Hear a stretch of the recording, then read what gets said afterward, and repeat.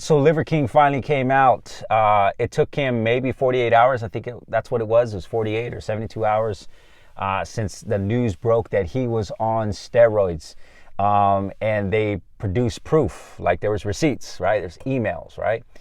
And so I made the last video, which you can check out somewhere here or there or wherever, and check it out. There may be a link attached to this video, but I made a video and I was talking about how he should just come out and confess about it. Just say it out loud. Say, hey, this is my reason. This is what happened. So he came out and he did exactly that. And I think that it speaks so much to his character. I think it speaks a lot to taking responsibility. As I said, my number one concern was making sure that he stood up and was the example for his sons, the example for the people that are around him, the leadership that it took to be able to do that.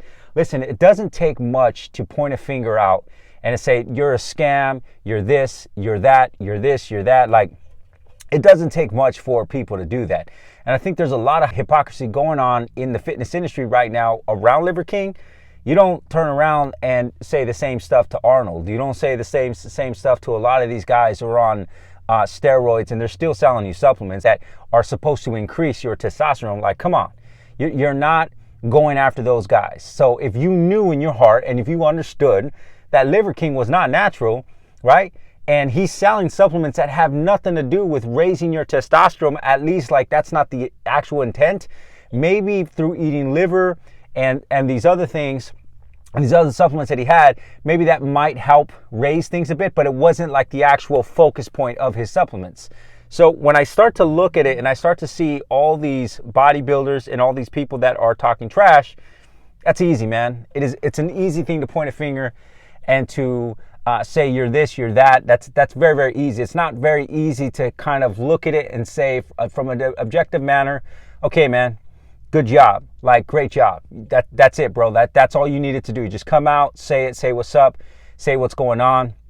I think, like I said in my last video, I think this is a great opportunity for him to come and be on Joe Rogan, for him to now book that show, because I think it makes a lot of sense now.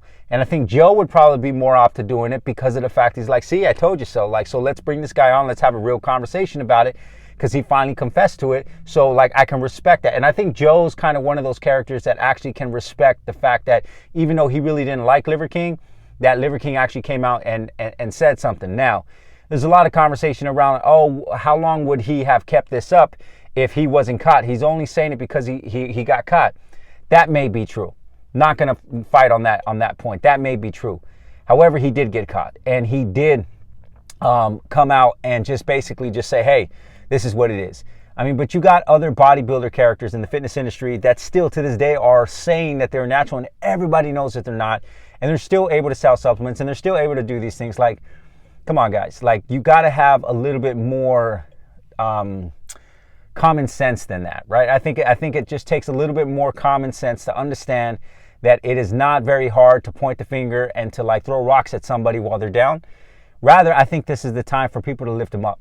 I think it's time for people to say, hey, listen, man, like, I felt deceived. This is what it was, but I can respect the fact that you came out and said that. I think most intelligent people aren't saying, I felt deceived. I think those are people who are maybe just getting into health and fitness, maybe younger people who are impressionable, maybe people who don't have that much knowledge in regards to fitness and health.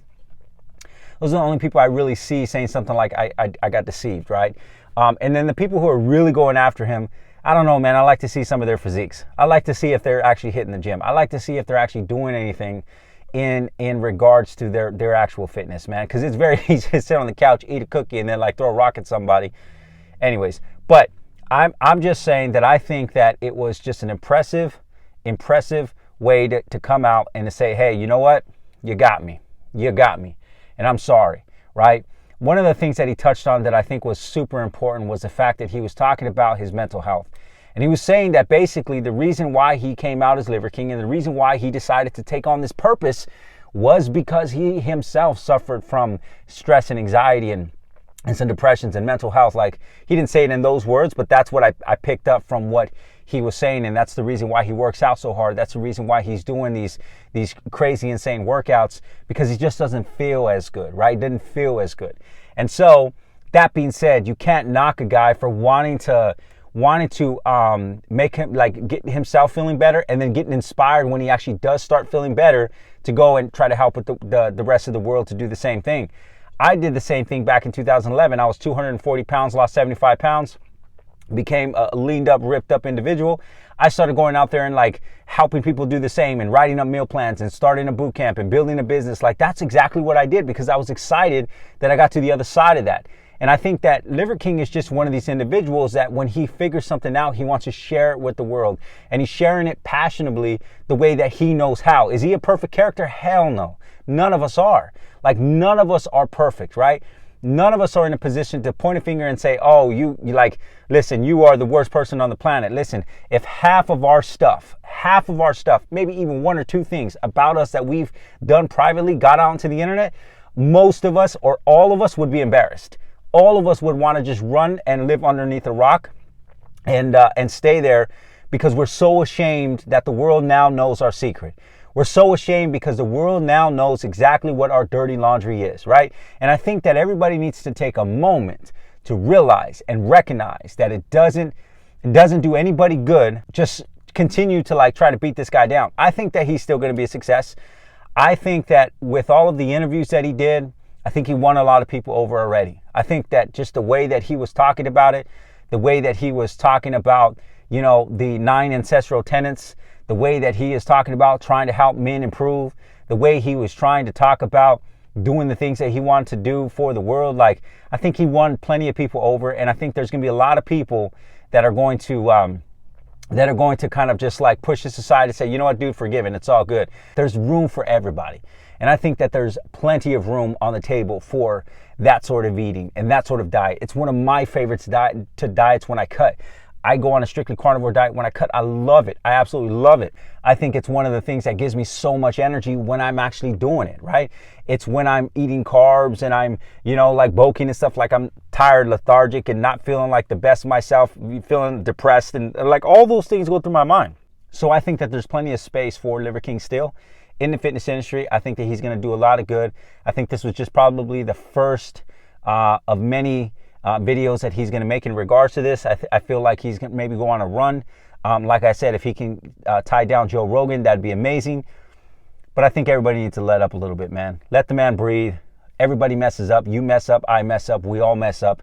And of course, there's going to be people that disagree, but it is what it is. That is my perspective, and I am super proud of him for setting a great example for his sons to say, sons, even though I screwed up, even though I messed up, I'm going to fess up to it. I'm going to put it out there, and I'm going to say what it is that I did wrong. And hopefully we can move on and we can move forward and we can do what we got to do in life, because this is what happens in life when you mess up.